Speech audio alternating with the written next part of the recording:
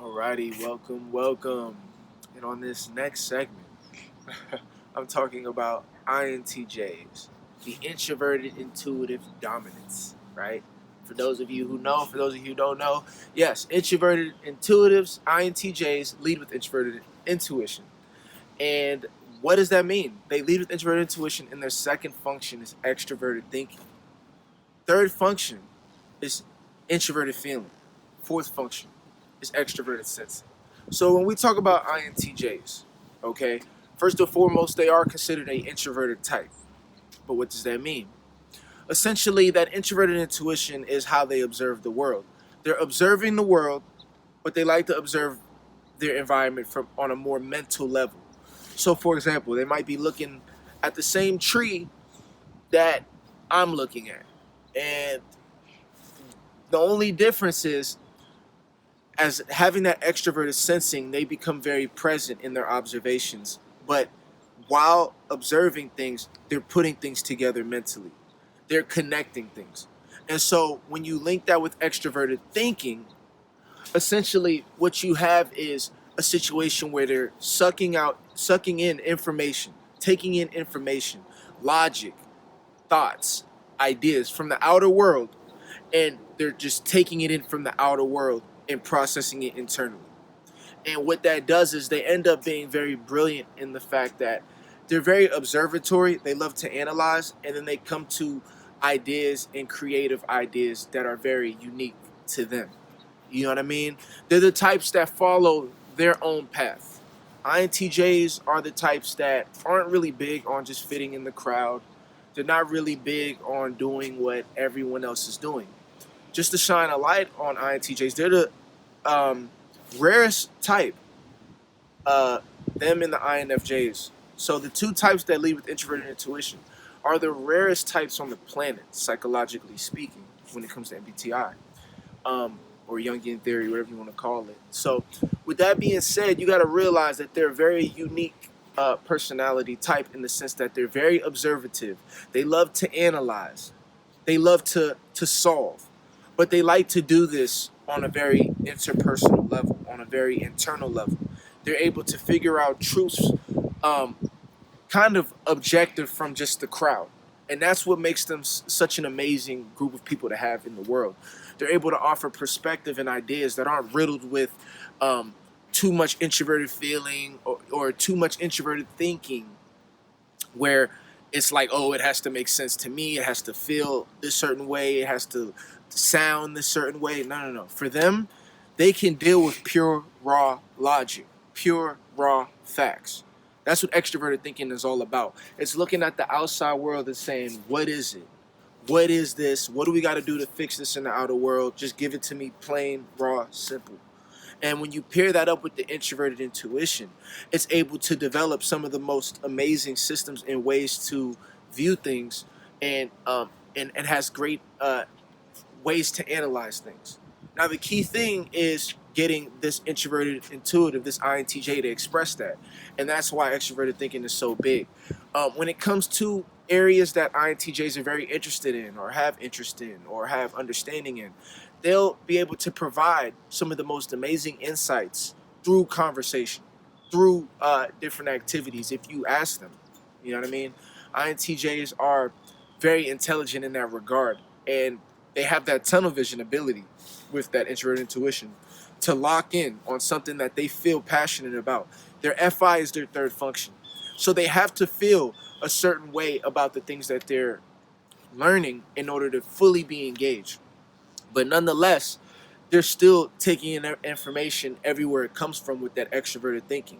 It's constantly absorbing ways to do things, and they're constantly figuring out ways to do things in an efficient and powerful manner. That's what TE is all about. It's about efficiency. It's about getting things done in the outer world in a way that's better.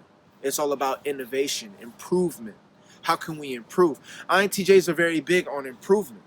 You can't be with an INTJ and just linger around them and think that they're gonna just hang out with you and eat wings all day.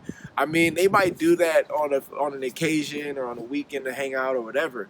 But once they're done doing that, they're getting right back to business. The true nature of an INTJ is focus and is to a degree, solving something and learning.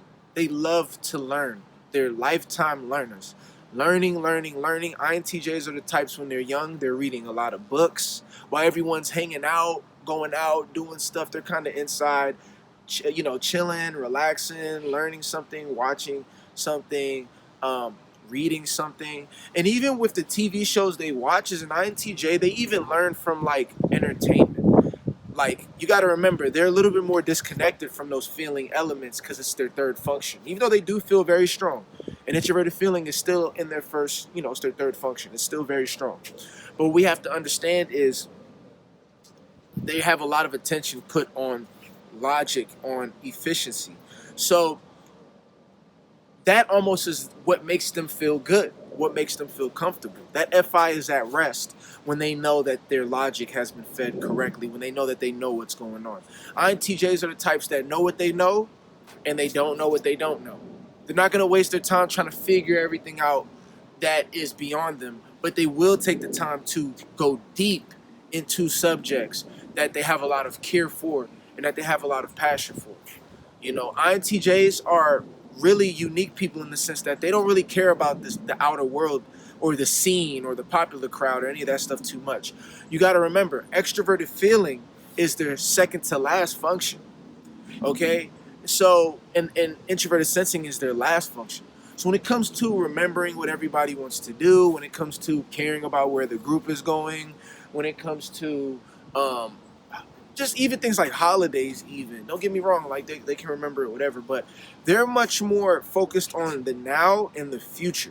It's about the now and the future, and it's about what is good for them and their collective. And of course, they want to do things that are good for the world overall. But the thing is, their focus is towards improving what they can improve. When it comes to doing what the crowd is doing and all of that stuff, they don't care about those things because you got to remember, they're in their world, observing, analyzing, and solving things in their environment. INTJs are known for being very brilliant. They're called the masterminds, and they are masterminds to a degree. But at the same time, I feel like INTJs get a rap for being so like, oh, they're like robotic. They're like so intelligent, and they're like, if you know any INTJs, they're really chill, really relaxed. They have that introverted feeling that makes them really personable and relaxed. They have that introverted intuition that makes them very just laid back and taking everything in. So they have the ability to sit back, take things in, relax. What makes them seem standoffish is that they want to be efficient. So they don't want to sit here and engage in an extroverted feeling affair where like everyone's hanging out and talking about things that aren't like focused on goals or getting things done. INTJs are the types that when they come together, they want to come together to get things done, to solve things, to like be productive. So that's the big difference between their cousin, the INFJ, who actually gets a lot of enjoyment and energy from just relaxing and socializing with their environment and with family and close friends. That's where a lot of things shift when you switch that FE with TE. And just to clarify things, I said that FE was their second to last function. It's their second to last function out of all 8 functions. So introverted feeling is the third function. When it comes to their feeling and the people they're close to, those close friends, which INTJs are known for having like their close people who know them in and out. Those are the ones that are in that introverted feeling spectrum, which is still a small circle because their introverted thinking is still pretty low as third. But then their extroverted feeling is 7th out of 8th. It's all the way down there, meaning when it comes to just hanging out, talking, socializing, that's very hard for them to do because here's the big question. What is it that I can solve? Where's the efficiency? What are we doing? What are we doing like outside of just hanging out? Like, I love you all. You guys know I love you. I don't need to be with you all the time to experience that. Introverted feeling, that's what that is. Like I can feel the love for everyone.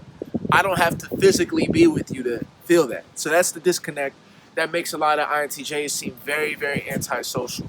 But it's not like they're antisocial. They're not assholes. They're actually some of the sweetest people on the planet. I'm not going to lie. They're very sweet. But you have to break through that TE. You have to have a reason. There has to be a logic. There has to be a point. But if you give them something that they're interested in, if you talk to them about something they're interested in, if you talk to them about something you're interested in, or anything that's of interest, you'll begin to see them open up out of that shell. And next thing you know, you'll learn some of the most amazing insights from INTJs. So that's my spiel on INTJs. They're very mature types, um, very present, very relaxed. Even though they'll be in their head while they're present with you, uh, they really enjoy just being able to be with those close to them, be in environments where they can learn and grow. And as long as they're learning and growing, they'll be very happy. The key for them is to break out of that shell, trust in your extroverted thinking, trust in that extroverted sensing, in the experiences around you, and allow your logic and your information to be the key that opens your door to the people around you. Because people do want to know what INTJs know. They do want to communicate with you and get inside of that brilliant mind of yours that you have protected in a fortress that nobody can get in unless they're very, very special.